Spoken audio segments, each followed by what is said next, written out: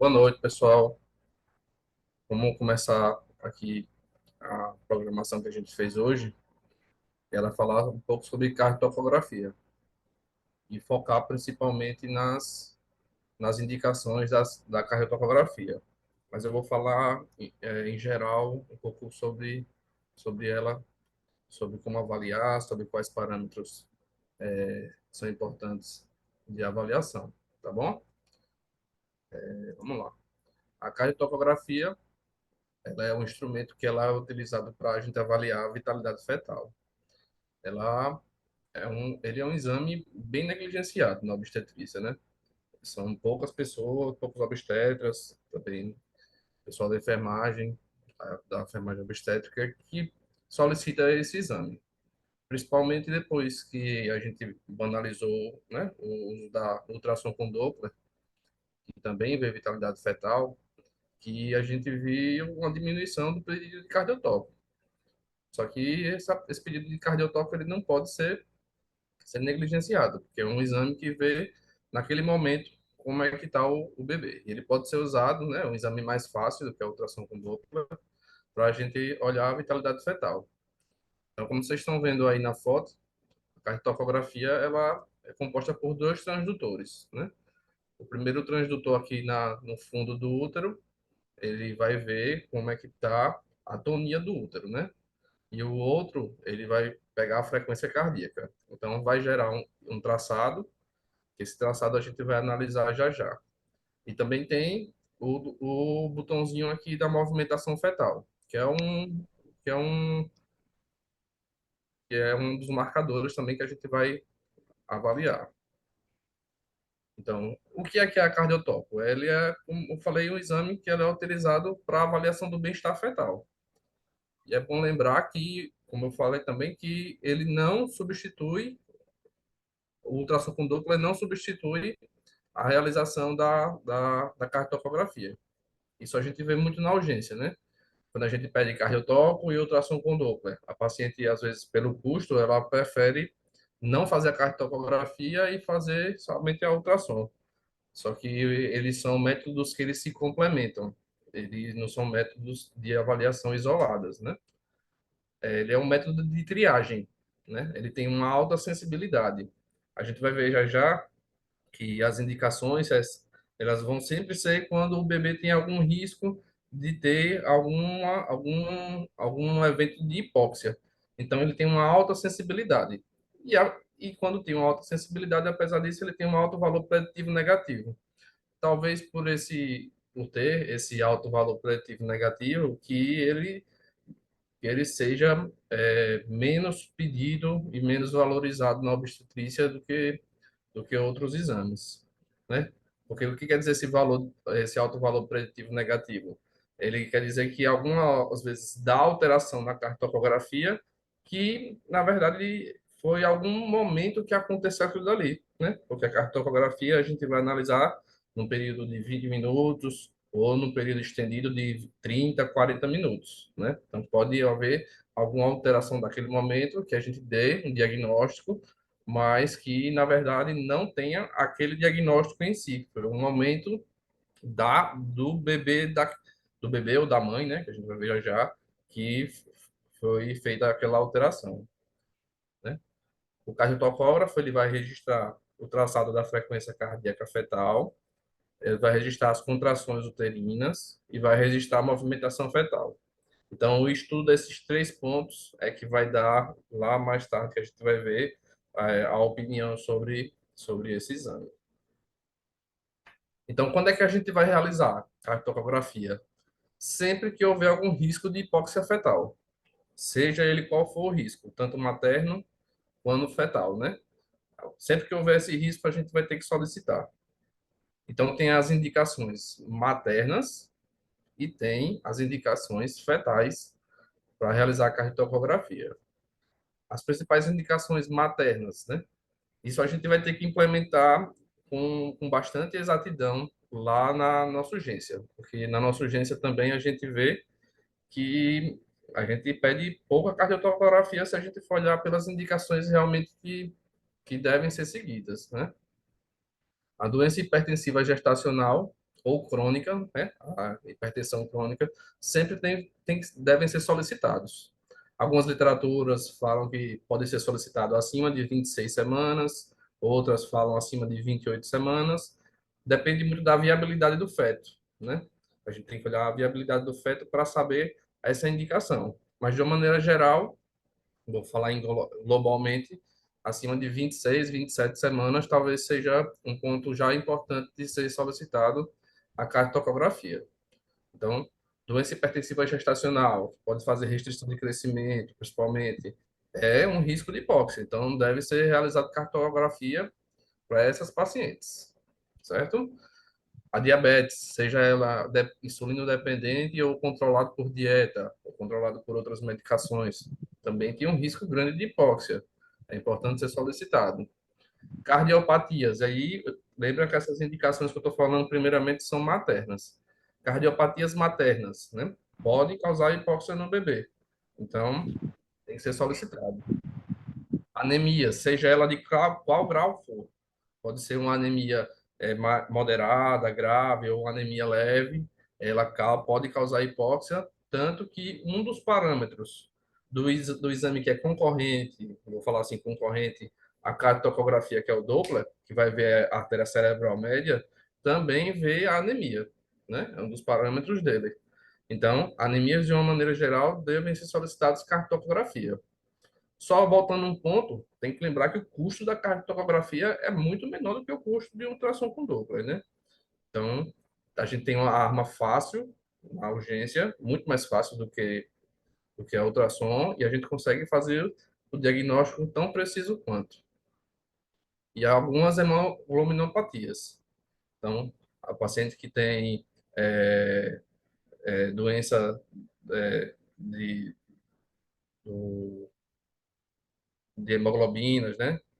Deve ser solicitados, principalmente as pacientes que têm é, a doença que de transmissão, né? É importante ser pedido.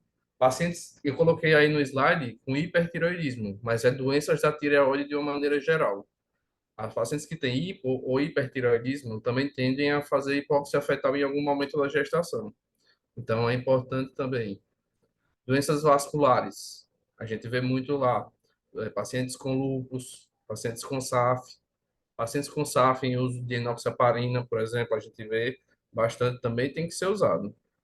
E nefropatias, esse é um ponto importante. Paciente que tem nefropatia, ela já tende a fazer a doença hipertensiva gestacional por sobrecarga. Então, é importante também ser pedido nesse tipo de paciente também a cardiografia, justamente para analisar a hipóxia fetal, tá bom?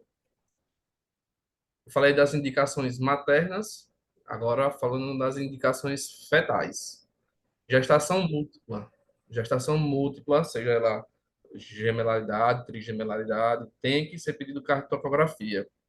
É importante que a gente peça até para resguardo nosso, né, que do bem-estar fetal dos dois bebês.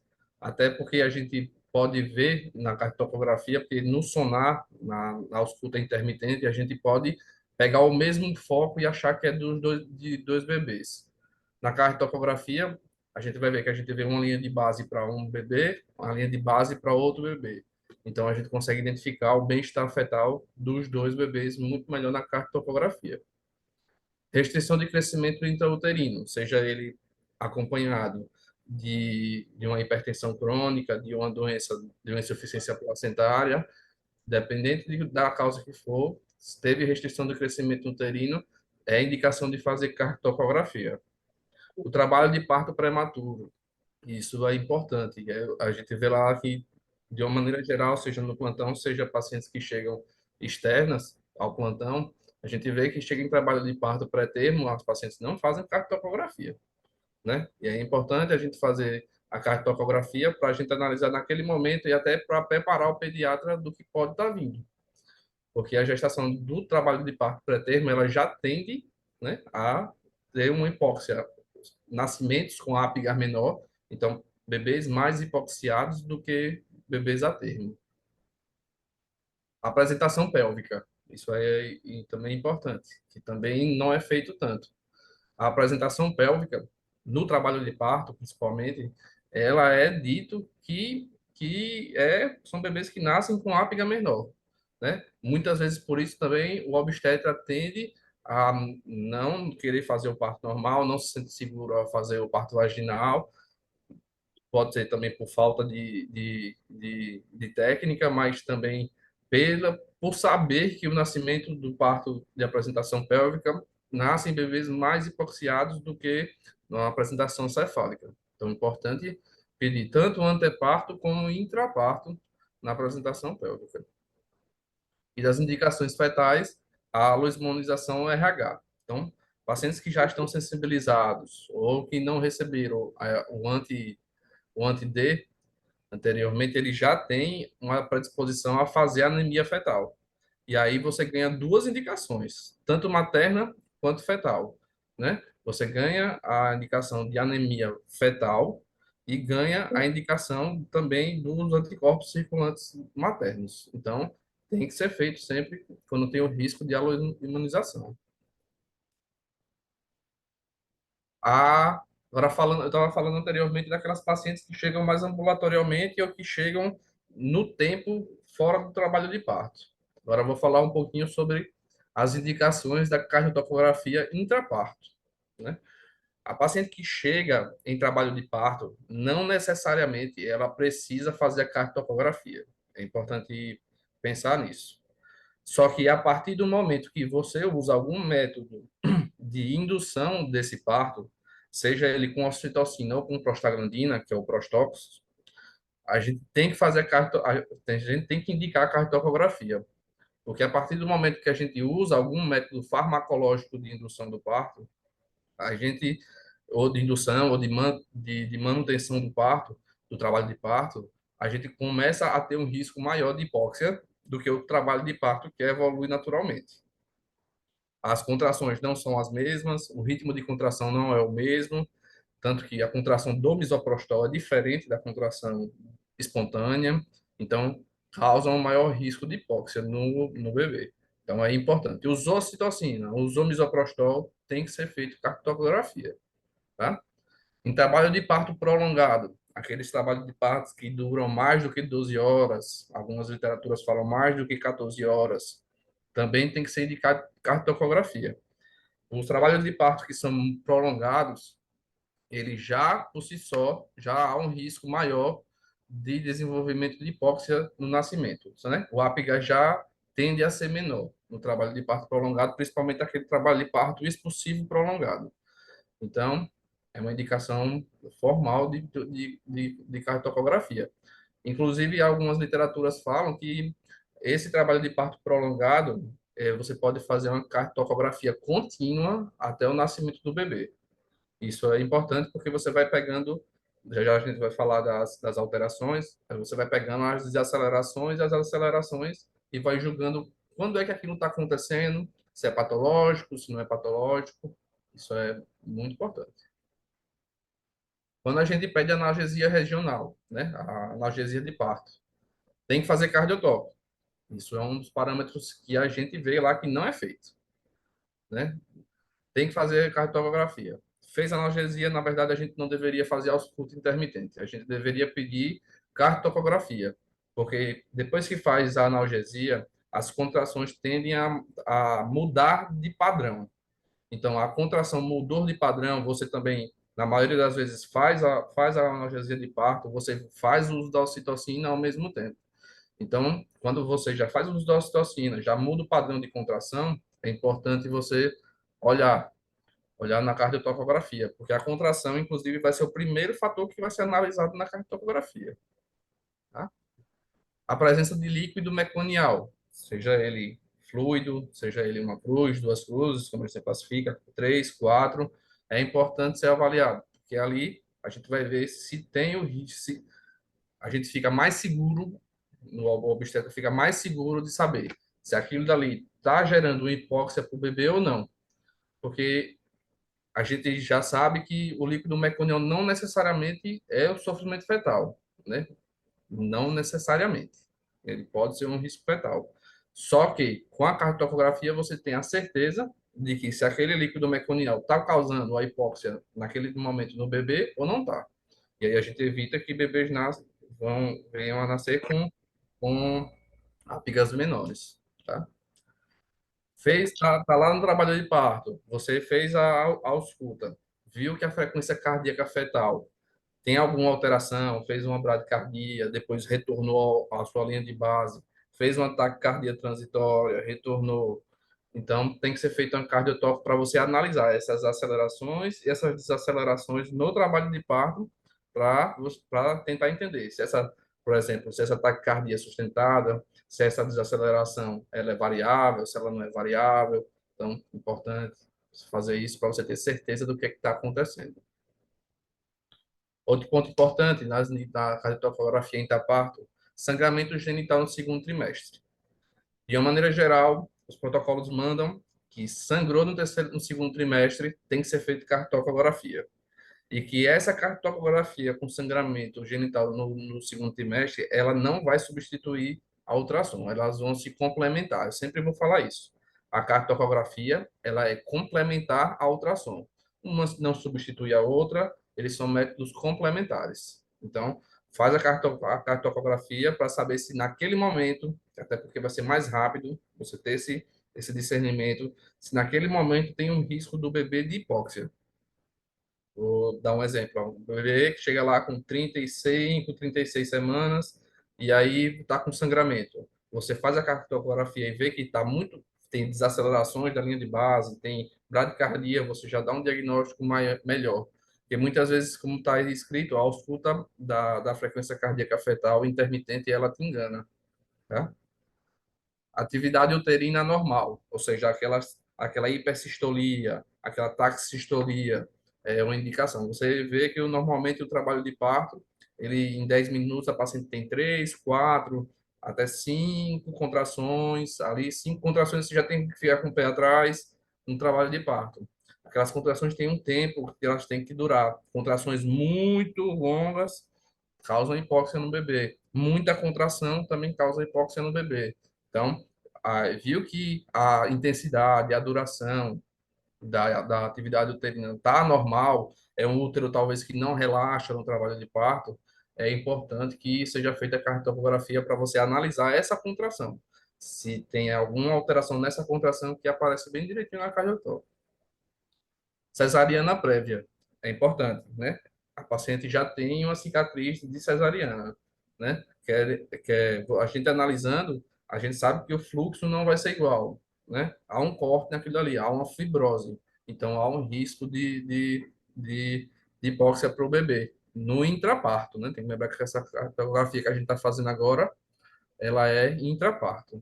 Então, aquele movimento todo do trabalho de parto com a cesariana prévia pode causar hipóxia fetal, tá bom? Então, qual é o paciente que realmente se beneficia em fazer a cartografia? É uma paciente que ela é o baixo risco ou somente o alto risco que se beneficia, né? O que a gente vê é que depende muito de quando a paciente está ou não em trabalho de parto e depende das circunstâncias que a paciente está. O grande problema da cardiotópica, como eu falei lá no comecinho da apresentação, é que ela tem um alto valor preditivo negativo.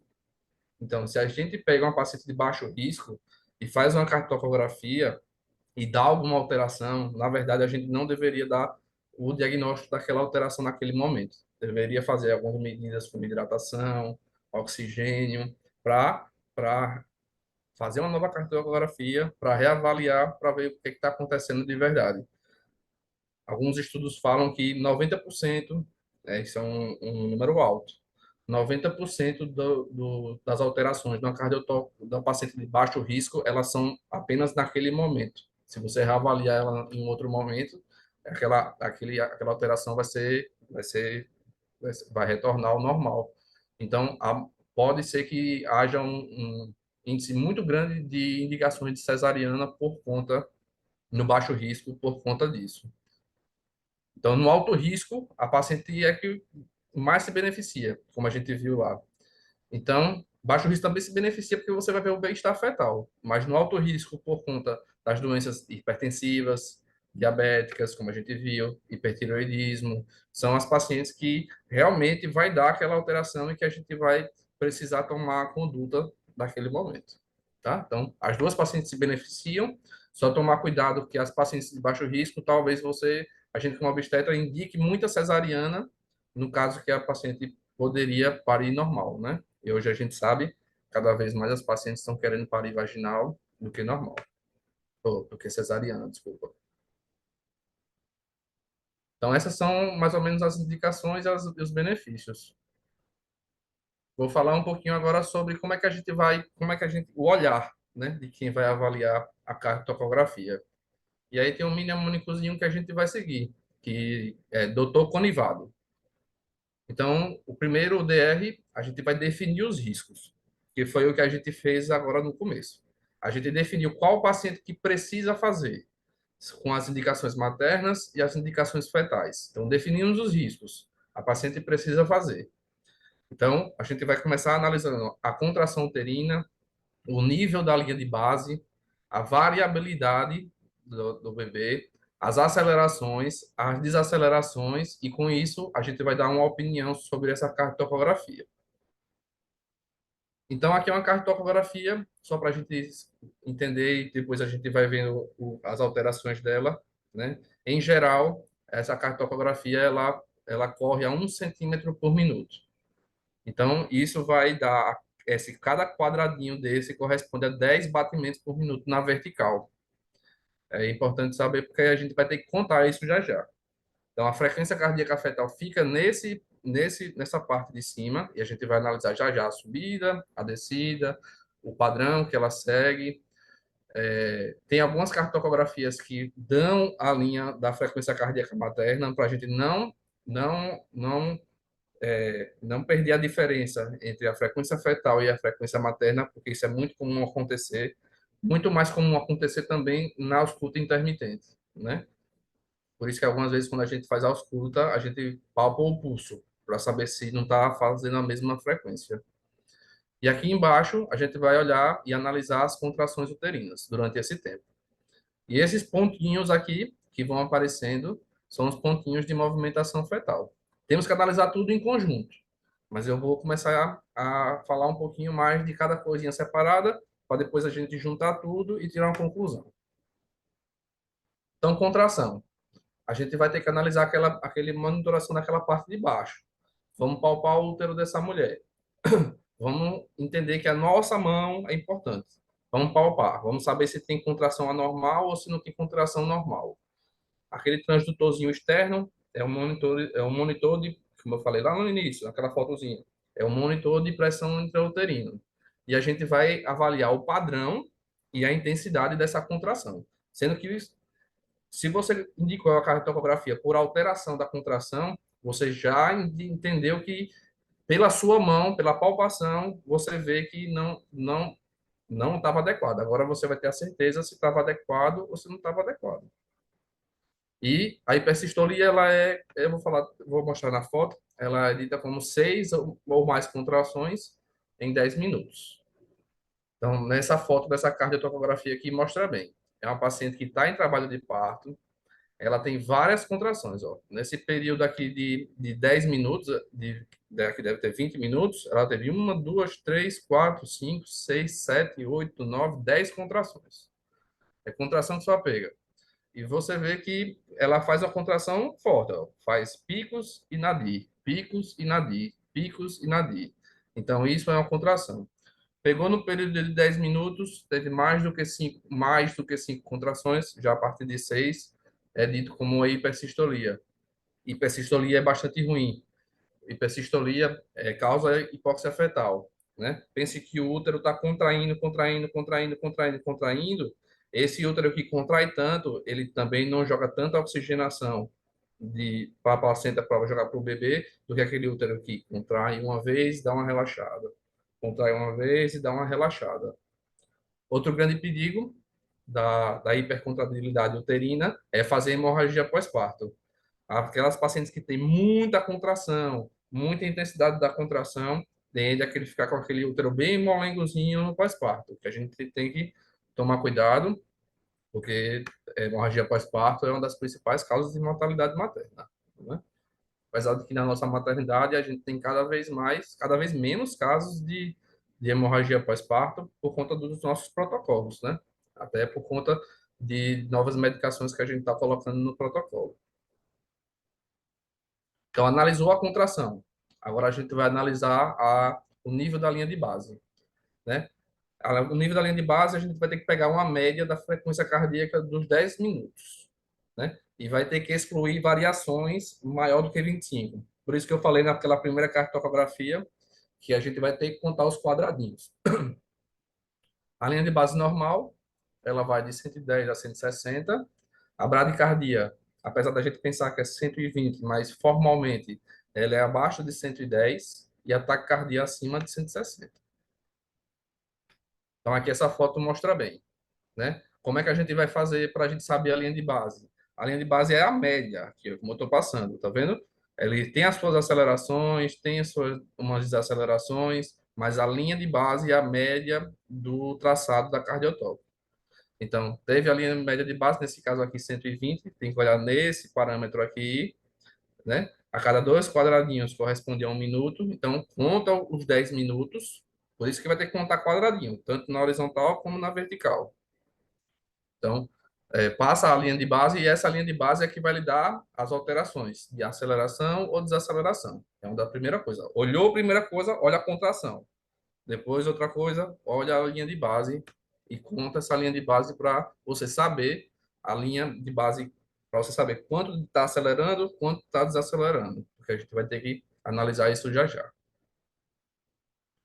Essa foto dessa cartografia mostra uma bradicardia, né?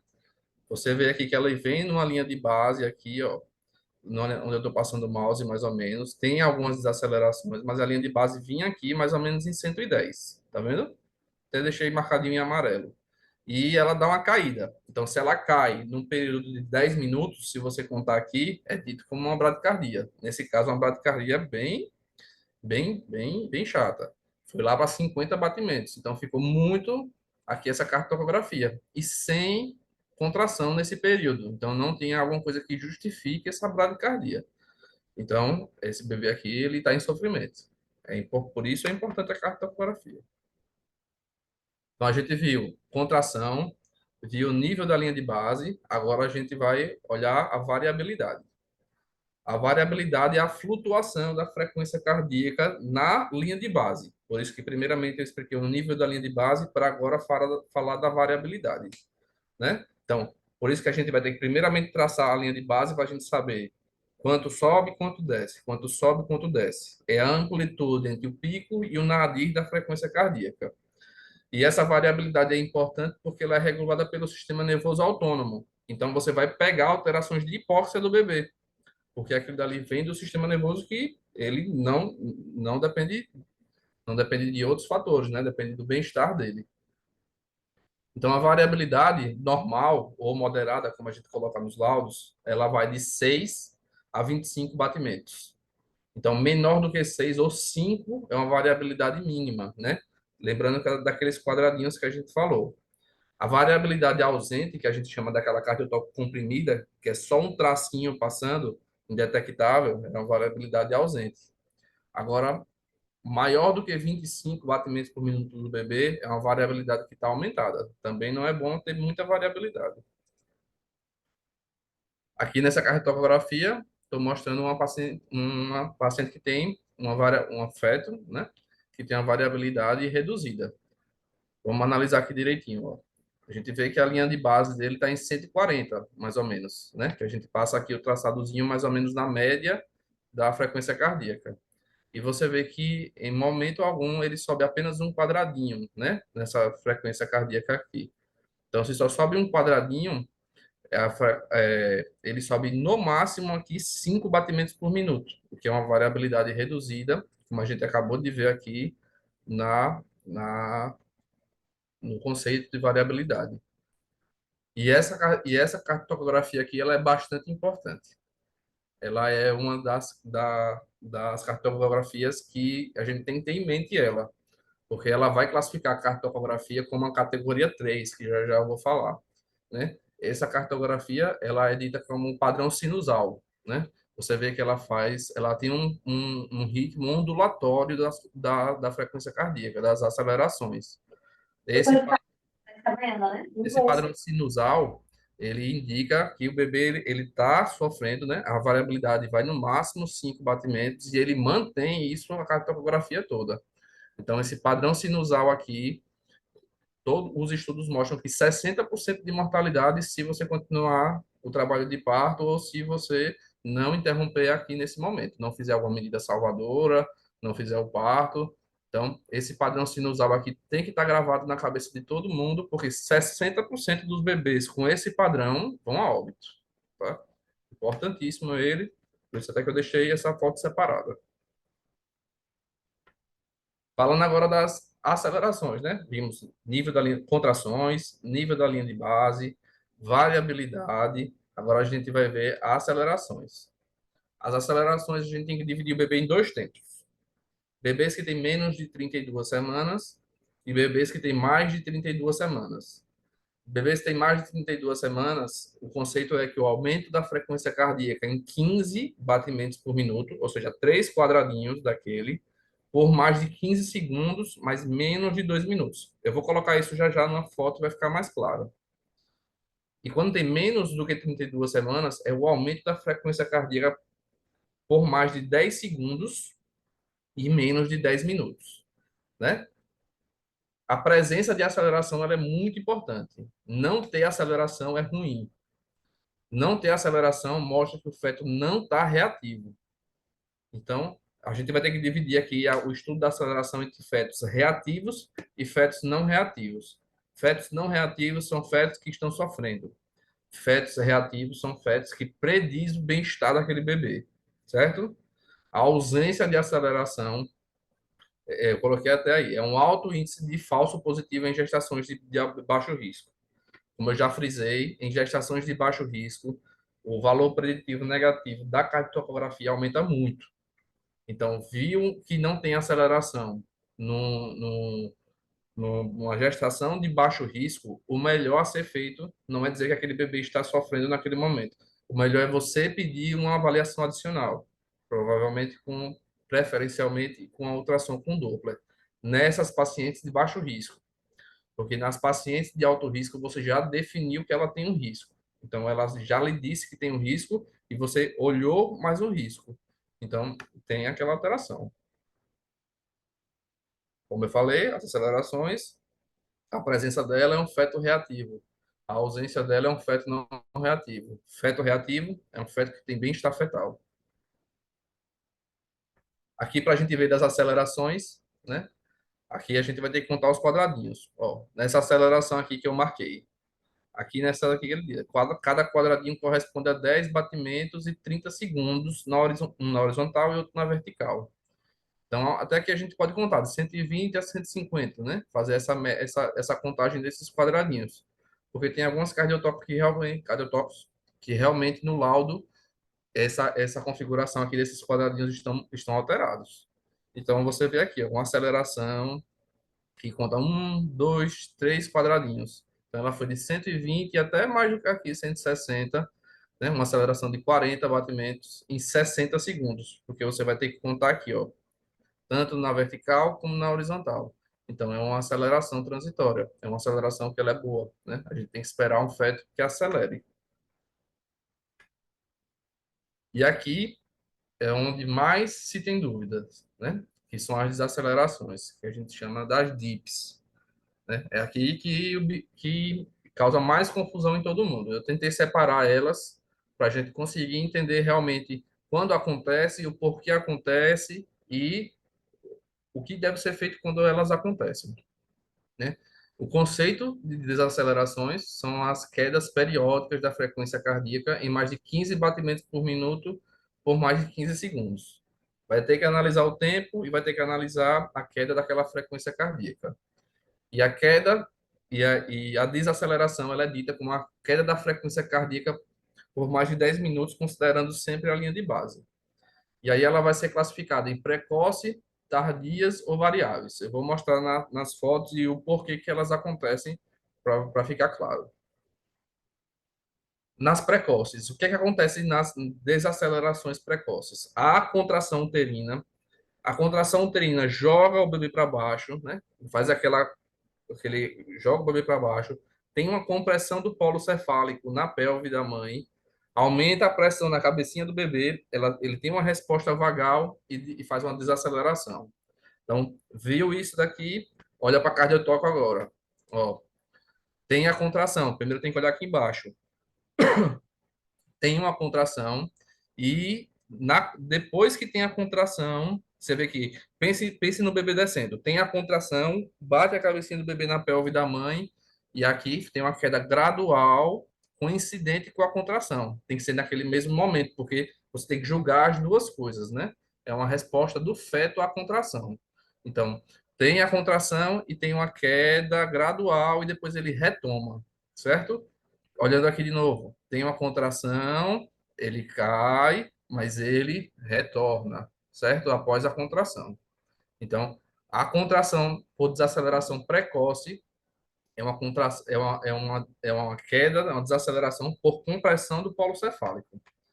É a contração é essa desaceleração que você já espera que aconteça. Então, aqui você pode prosseguir o seu trabalho de parto.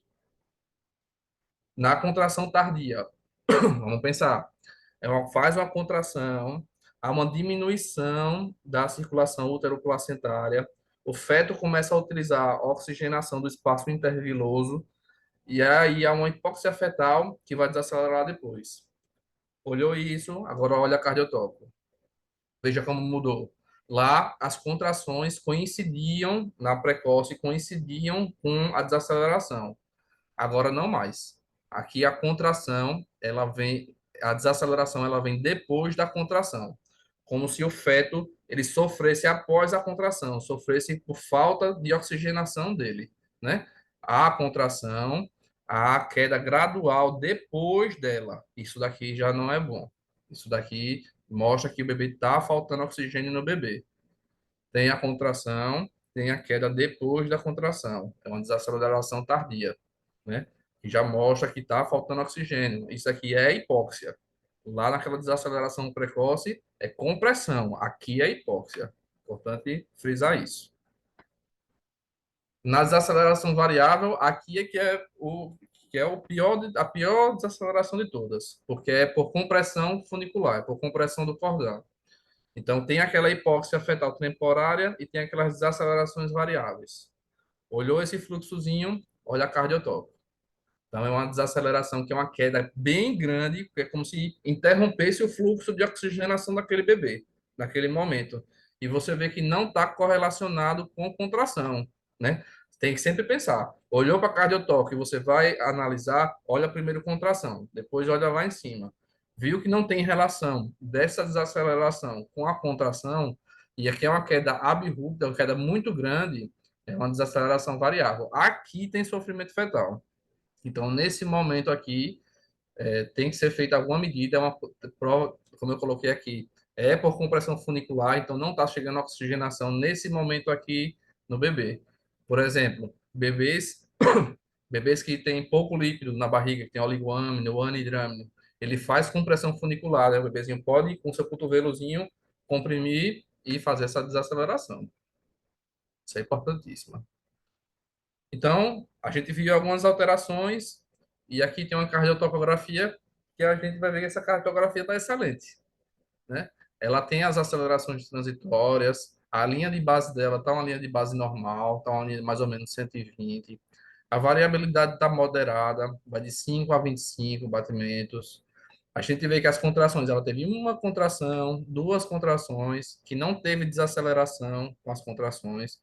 Então, essa cardiotoco, se quer gravar uma cardiotoco boa, essa cardiotoco aqui é uma cardiotocografia que a gente vai começar a analisar já já, que é uma cardiotocografia categoria 1, que é agora que a gente vai ver. Aqui a gente vai ver que tem algumas maneiras de classificar essa cardiotocografia. A gente pode classificar de acordo com a FIGO, a gente pode classificar de acordo com a COG.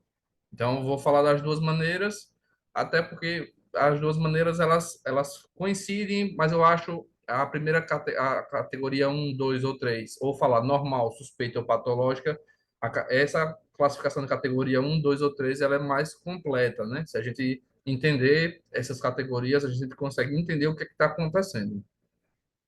Então, quando uma cartografia ela é categoria um, ela tem que incluir essas variáveis. A linha de base tem que estar entre 110 e 160, aquela variabilidade moderada, sem desacelerações tardias ou variáveis, como eu mostrei lá em cima. Esse tipo de desaceleração é causa de hipóxia e com ou sem desacelerações precoces, porque as desacelerações precoces, como eu já expliquei, ela é por compressão da cabeça do bebê. Então, quando a contração passar, o bebê volta para o normal porque foi compressão do polo cefálico.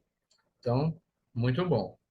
A categoria 2 ela é a categoria que é uma suspeita. Você não pode dizer que aquele dali tem o sofrimento fetal, mas é uma suspeita de que há hipóxia. Então, eu vou pular essa categoria 2 e vou para a categoria 3. Depois eu volto para 2.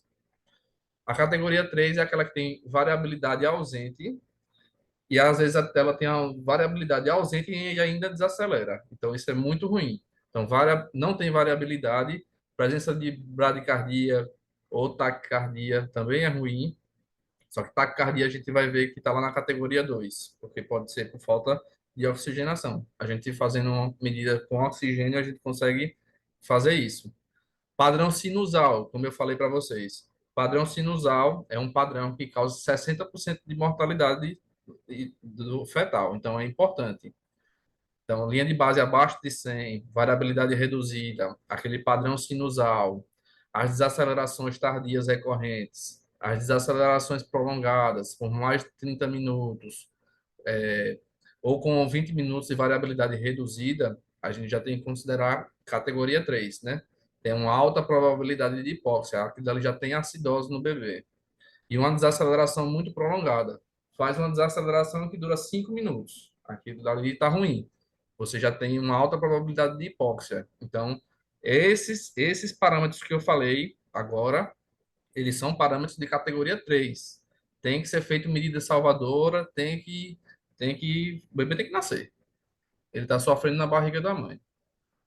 E retornando para a categoria 2 é a categoria que você tem uma suspeita, mas não tem a certeza de que aquele bebê está com hipóxia ou está com acidose. Então, você vai fazer algumas medidas, como oxigênio, como hidratação, como decúbito lateral esquerdo, e vai repetir essa cardiotocografia, para você saber se aquela sua suspeita da primeira cardiotocografia é válida ou não é válida. Então, lá nos pontinhos da categoria 2, uma bradicardia sem variabilidade. Então, tem uma bradicardia que ela sustenta. Não vamos indicar primeiramente, agora não pode ser abaixo de 100, né? Uma bradicardia, então a gente bota no lado do lateral esquerdo, oxigênio, hidratação e vamos reavaliar depois. Faz uma nova cartografia. A variabilidade mínima, ou uma variabilidade muito grande, né? Maior do que 25 batimentos, também vai para a categoria 2. Ausência de aceleração após estímulo fetal, ao estímulo sonoro, seja qual for o estímulo. Se não tem aceleração após aquele estímulo, não é para você dizer que o feto ele tá com acidose ou está com hipóxia. Faz as medidas salvadoras, deixa a mãe comer, é, ou a glicose na venosa, ela não é, a gente faz, eu sei disso, mas ela não é melhor dar comida para a mãe do que dar a glicose, certo? Então, vê isso da aceleração fetal, desacelerações variáveis recorrentes, né, com variabilidade mínima, desacelerações prolongadas, desacelerações tardias recorrentes, desacelerações variáveis com retorno lento à linha de base, tem que ser um retorno que a gente fala um retorno em V. Se for um retorno lento, que ele chama de overshoot. Então, um retorno lento à linha de base também é uma categoria suspeita. Categoria um é uma categoria que a gente vai falar que é um traçado normal, que a gente fala também popularmente que é uma categoria, que é uma cartografia tranquilizadora. Categoria 2 é uma categoria que é uma suspeita. Esses pontos todos que eu acabei de citar é melhor a mãe se alimentar, oxigênio, hidratação, decúbito lateral esquerdo, e aí você faz uma nova reavaliação depois disso. E aí você toma a conclusão, se ela está na categoria um ou 2 ou 3, né? A categoria 2 ela é bem chata porque ela não lhe diz realmente o que é que está acontecendo, tá? É, E a categoria 3 é uma categoria que você tem que corrigir, você tem que fazer aquele bebê sair daquele quadro de hipóxia, porque nesses quadros da categoria 3 você tem certeza que esse bebê está com hipóxia. Tá bom? Então, essas foram as referências que eu peguei da aula de hoje. Estou à disposição para qualquer dúvida.